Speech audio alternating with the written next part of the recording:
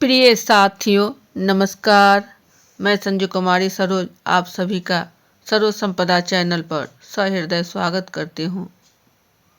UGC net JRF 2025 की तैयारी के तहत टीचिंग एप्टीट्यूड पेपर 1 का इंट्रोडक्शन क्लास 1 जो एनटीए के न्यू प्रश्नानुसार आपको अकॉर्डिंगली देखने को मिलेगा। सेशन पर नए हैं तो kindly support, like, comment, share करें जिससे एक दूसरे का हौसला अफजाई हो सके। ज़्यादा विलंब न करते हुए प्रश्न की ओर चला जाए।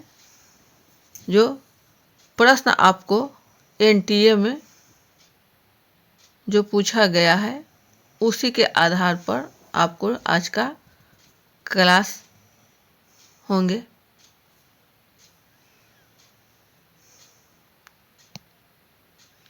शिक्षण की अवधारणाएं, कंसेप्ट ऑफ टीचिंग। शिक्षण शब्द, शिक्षण जो है यह टीचिंग शब्द का है। यही इसका शाब्दिक अर्थ है सीख देना या सिखाना। एक व्यक्ति जब दूसरे को कुछ देता है सीख के रूप में, उसे सिखा देता है, तो यह हमारा शिक्षण कार्य होता है। इसकी उत्पत्ति संस्कृत के शिक्ष धातु से हुई है, जिसे सामान्य रूप में शिक्षा प्रदान करने की क्रिया कहा जाता है। विस्तारित रूप में शिक्षा का तात्पर्य औपचारिक अथवा अनौपचारिक, औपचारिक मतलब फॉर्मल या अनौपचारिक, जो आजीवन सीखते रहना है। औपचारिक से या अनौपचारिक दोनों तरीके से आजीवन सीखते रहना है। लेकिन संकुचित रूप में शिक्षा औपचारिक रूप से किसी शिक्षण संस्था में शिक्षा ग्रहण करने से प्राप्त होता है। किसी इंस्टीट्यूट में, किसी विद्यालय में, किसी संस्था में जो शिक्षा ग्रहण होता है यह हमारा औपचारिक रूप से है। वही अनौपचारिक कहीं भी, किसी भी जगह, किसी के द्वारा, कोई भी समय, कुछ भी जो हम अनचाहे गाहे बगाहे कुछ भी सीख लेते हैं किसी के भी द्वारा, तो यह हमारा अनौपचारिक शिक्षा। इसमें आपको फ्लेक्सिबिलिटी मिलती है, लोच रहता है, लचीलापन रहता है।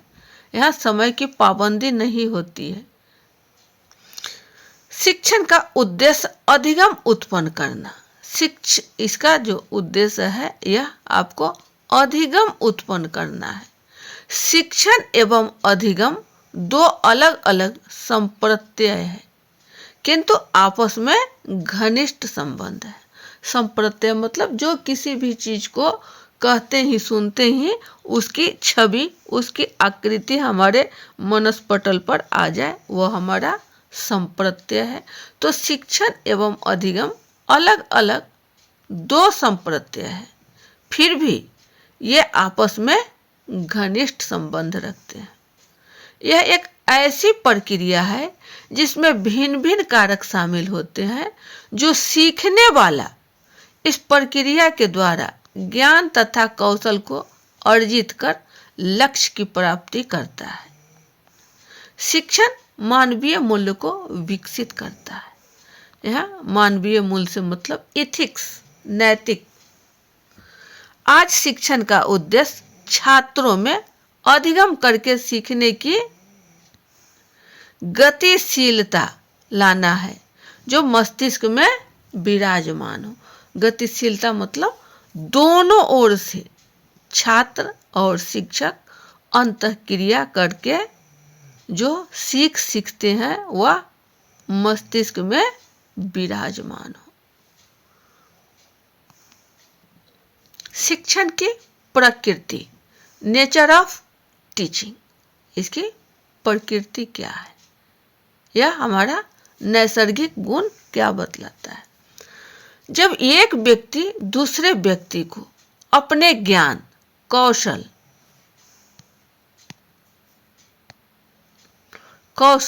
एवं रुचियां को सिखाने या प्राप्त करने में मदद करता है तो यह शिक्षण की प्रकृति सकारात्मक मानी जाती है। सकारात्मक, पॉजिटिवली मानी जाती है, क्योंकि अगला व्यक्ति जो है वह दूसरे व्यक्ति को सिखा रहा है, समझा रहा है, पढ़ा रहा है, ज्ञान दे, उसमें रुचि उत्पन्न कर रहा है।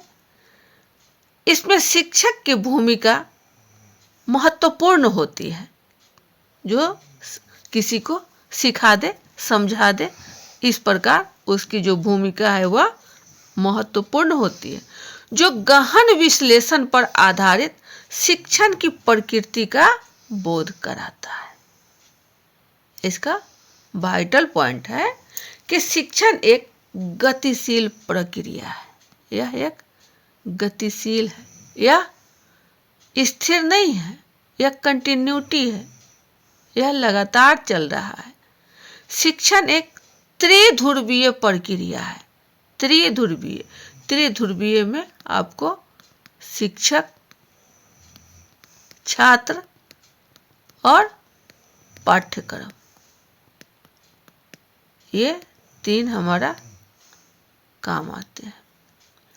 शिक्षण उद्देश्यपूर्ण प्रक्रिया है। यहाँ जो हम उद्देश्य से, जिस भाव से, जिस महत्व से हमारी क्रिया होती है वह उद्देश्यपूर्ण होना चाहिए। शिक्षण अंतः प्रक्रिया है। एक दूसरे से जब हमारा इंटरैक्शन होता है तो यह हमारा शिक्षण का कार्य संपादित होता है।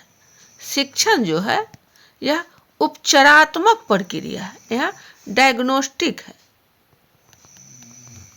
उसका उपचार किया जाता है कि उसमें क्या कठिनाई है। उन कठिनाइयों को दूर करने की सारी जिम्मेदारी शिक्षक पर होती है कि किस प्रकार उसे दूर कर हम फिर से सिखा दे, समझा दे। शिक्षण विकासात्मक प्रक्रिया है। यह हमारा जो बच्चों को सिखाया जाता है उसके ज्ञान में वृद्धि होती है, उसके ज्ञान में आगे बढ़ने की क्षमता होती है। यह विकासात्मक है। शिक्षण एक भाषाई प्रक्रिया है, यह लैंग्वेजेबल है। इसमें भाषा के आधार पर उसे सिखाया, समझाया, बताया जा सकता है। शिक्षण एक भाषाई प्रक्रिया है। शिक्षण की विशेषताएं, कैरेक्टरिस्टिक्स ऑफ टीचिंग, क्या क्या होना चाहिए शिक्षण के अंतर्गत में। तो छात्रों की जरूरत के अनुसार जो निरंतर मूल्यांकन एवं अनुकूलन होती है, जो आवश्यकता होती है, वह शिक्षण कार्य के अंतर्गत है। शिक्षण में सीखने की प्रक्रिया जो है वह हमारा मार्गदर्शन एवं सुविधा प्रदान करता है।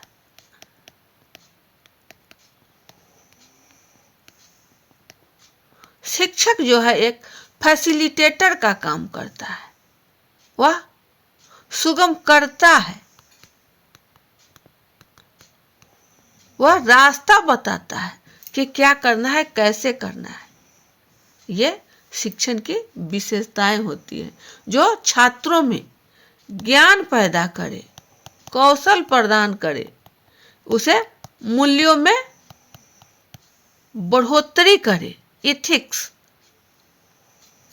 जब शिक्षण की प्रकृति सकारात्मक होती है तब छात्रों में संज्ञानात्मक, कॉग्निटिव, भावात्मक, अफेक्टिव एवं क्रियात्मक पक्षों को अभिप्रेरित करती है।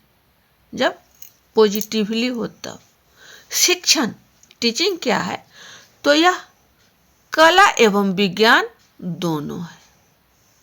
शिक्षण एक सामाजिक क्रिया है। समाज के लिए, समाज के विकास के लिए जो कार्य किया जाता है वह शिक्षण के अंतर्गत है। शिक्षण एक व्यावसायिक क्रिया है या व्यावसायिक भी। शिक्षण एक जटिल सामाजिक प्रक्रिया है, जटिल सामाजिक प्रक्रिया है। शिक्षण अधिगम के लिए प्रेरित करता है या मोटिवेटर के रूप में काम करता है। शिक्षण सर्वांगीण विकास की प्रक्रिया है। छात्र का सर्वांगीण, उसके शारीरिक, मानसिक, सामाजिक, नैतिक, ये सारे का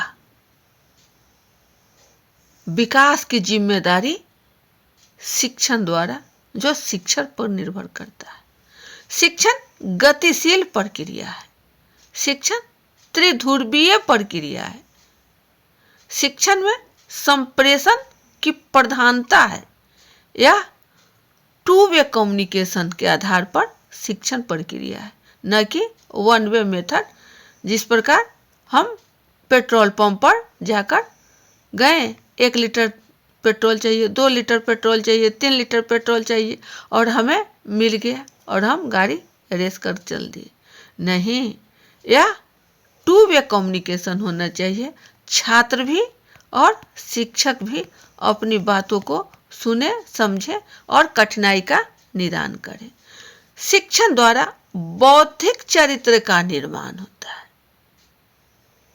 उसके मन को, उसके मानसिक पटल को खोला जाता है, उसमें कॉग्निटिव डेवलपमेंट किया जाता है। शिक्षण का अवलोकन एवं विश्लेषण वैज्ञानिक है, यह एक सिस्टमेटिक है, इसे स्टेप बाय स्टेप किया जाता है, इसलिए यह शिक्षण विज्ञान की चीज है। शिक्षण में उसकी रुचि के आधार पर किया जाता है, इसलिए यह एक कला भी है। शिक्षण जो है शिक्षक के परिश्रम का परिणाम है। जो हमारा फीडबैक होगा वह शिक्षक कि उन्होंने कितना परिश्रम किया, उसका परिणाम ही हमारा शिक्षण है। चलिए, यह है आपको इस पे आधारित कुछ MCQ और PYQ आपको देखने को मिलेगी। शिक्षण की प्रकृति विद्यार्थियों के किन किन पक्षों को अभिप्रेरित करती है? A संज्ञानात्मक, B भावात्मक, C क्रियात्मक, D ये सभी। शिक्षण की प्रकृति, नेचर ऑफ टीचिंग जो है वह छात्रों को किस प्रकार अभिप्रेरित करती है? तो वह संज्ञानात्मक रूप से भी, भावात्मक रूप से भी और क्रियात्मक रूप से, ये तीनों रूप से उसे प्रभावित करता है। तो ऑप्शन आपको जो दे रहा है ये सभी, यानी कहीं ना कहीं ऑप्शन हमारा D की ओर है। ये रहा आपका सही आंसर, ये सभी। नेक्स्ट क्वेश्चन 2 पर है। शिक्षण एक त्रिध्रुवीय प्रक्रिया है क्योंकि इसमें निम्न 3 ध्रुव है। A छात्र विद्यालय शिक्षक, B छात्र शिक्षक पाठ्यक्रम, C प्राचार्य विद्यालय शिक्षक, D अध्ययन पाठ्यक्रम और छात्र। अभी हम लोगों ने पिछले पन्ने में समझा कि त्रिध्रुवीय प्रक्रिया है। तो कौन कौन है? छात्र है, शिक्षक है और पाठ्यक्रम है।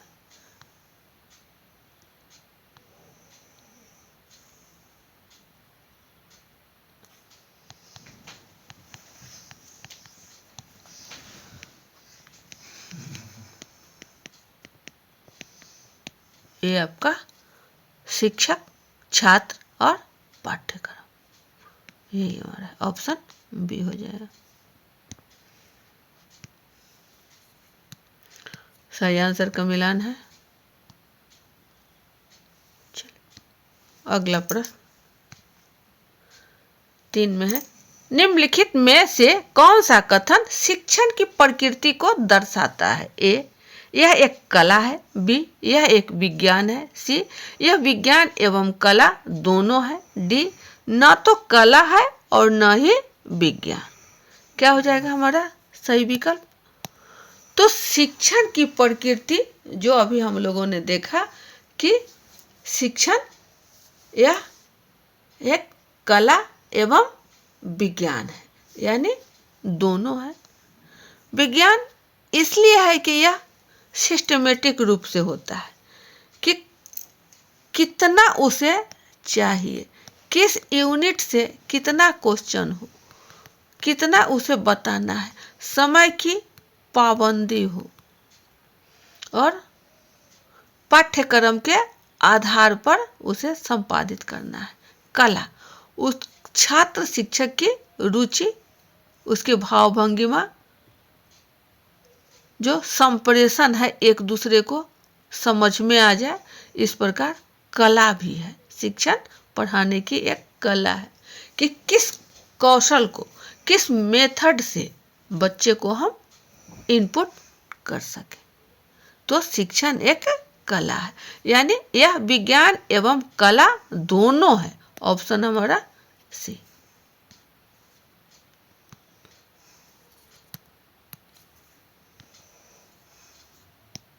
सही आंसर का मिला। अगला प्रश्न 4 पर है, शिक्षण से क्या अभिप्राय है। ए, शिक्षण में सीखने में सहायक। बी, शिक्षण की अंतः प्रक्रिया। सी, सीख देना। और डी, इनमें से कोई नहीं। तो शिक्षण से क्या अभिप्राय है, तो हम लोगों ने पिछले पन्ने से देखते आ रहे हैं कि शिक्षण का मतलब ही है सीख देना। सीख देना, ये हम लोगों ने शुरू में ही सीख लिया, जान गया। तो क्या हो जाएगा ऑप्शन हमारा सी, सीख देना सही मिलाना। अगला प्रश्न 5 की ओर, शिक्षक की अभिवृत्ति जिसका उसके शिक्षण पर प्रभाव पड़ता है का संबंध है। ए, भावात्मक क्षेत्र से। बी, ज्ञानात्मक क्षेत्र से। सी, सहजात्मक क्षेत्र से। और डी है मनसचालक क्षेत्र से। प्रश्न आपको यूजीसी नेट जून 14 में पूछा गया है। शिक्षण पर प्रभाव, शिक्षक की अभिवृत्ति, यहाँ किसकी अभिवृत्ति पूछी जा रही है, तो शिक्षक की अभिवृत्ति, उसके शिक्षण पर, उसके टीचिंग पर प्रभाव का संबंध क्या हो जाएगा, उसके भावों से, भावात्मक अफेक्टिव एरिया से जो है वह उसके अभिवृत्ति मापा जा रहा है कि उसके क्या प्रभाव पड़ता है। भावात्मक, कि बच्चे उदास बैठे हैं तो क्यों बैठे हैं, कारण कि उसे पेट दर्द कर रहा है। कारण पेट दर्द क्यों कर रहा है, तो वह खाना खाकर नहीं आया। इस तथ्य की समझदारी जो साइकोलॉजिकल है, मनोवैज्ञानिक तथ्य है, एक शिक्षक को जानना आवश्यक है और इसका वह इम्प्लीमेंट भी करे कि वह किस कारण से बच्चे उदास है। यह शिक्षक की अभिवृत्ति है जो उसके भावात्मक क्षेत्र से उजागर होता है। ऑप्शन हमारा ए हो जाएगा।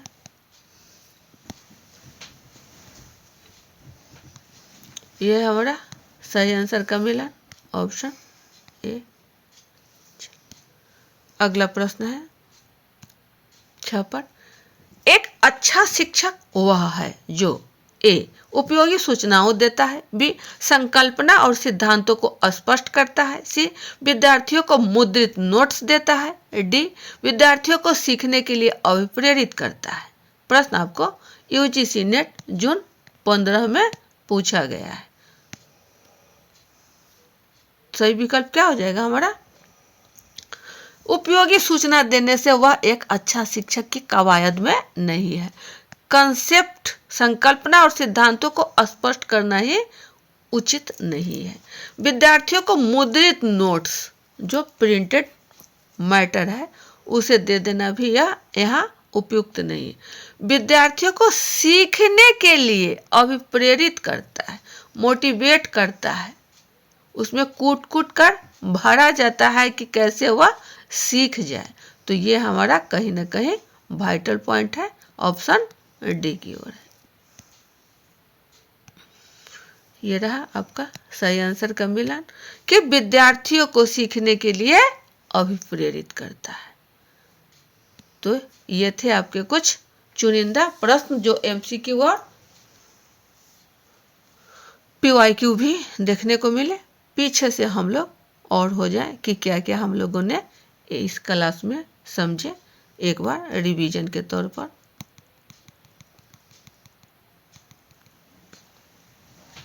यह था आपको शिक्षण की अवधारणा। तो मिला शिक्षा शब्द का शाब्दिक अर्थ सीख देना या सिखाना।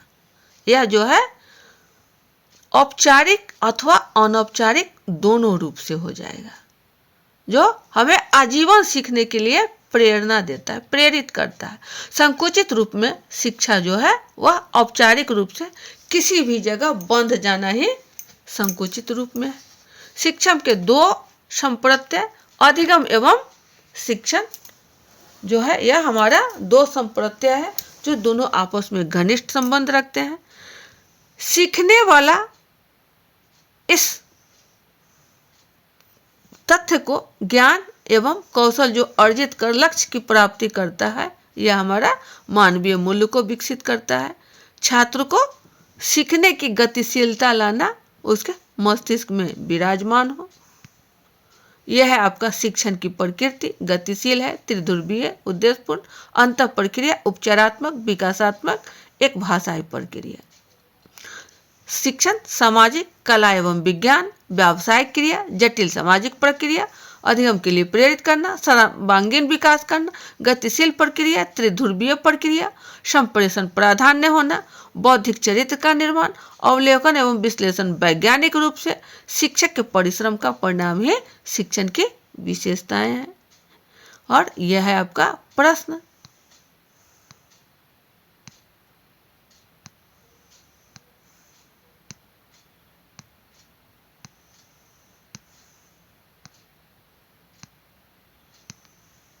तो ये थे आपके सेशन का पहला दिन। आशा है आपको समझ में आया होगा और इसे आगे विस्तारित करें। सेशन पर नए हैं तो kindly support, like, comment, share करें जिससे एक दूसरे का हौसला अफजाई हो सके। सेशन यहीं बाइंड अप किया जाता है। अगले सेशन में पुनः हम सब अच्छे अच्छे प्रश्नों को लेकर उपस्थित होंगे। तब तक के लिए जय हिंद, वंदे मातरम।